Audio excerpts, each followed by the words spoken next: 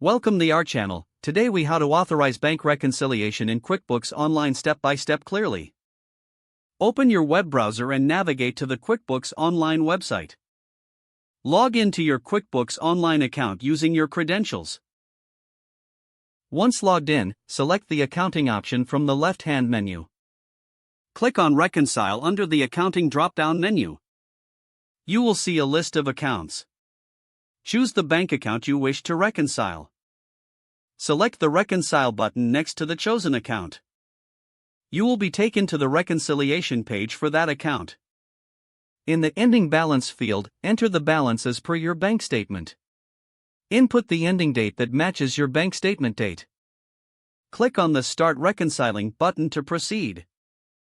Now, you will see a list of transactions recorded in QuickBooks for that bank account.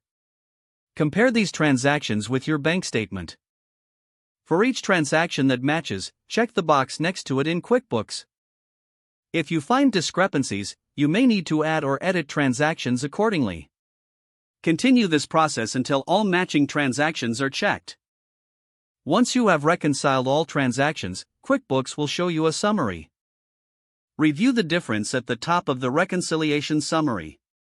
If the difference is 0, you can proceed to finalize the reconciliation.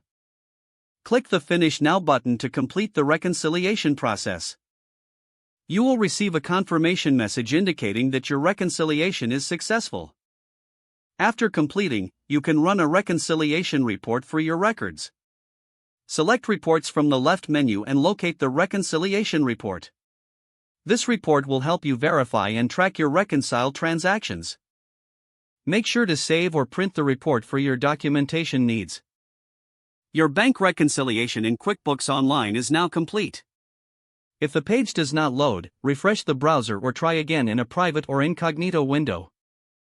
Make sure you are using the correct email address, then retype it carefully to avoid small typos. If your password is not accepted, use the Reset option and create a new strong password you can remember. Don't forget to like this video and subscribe to our channel for more step-by-step tech guides.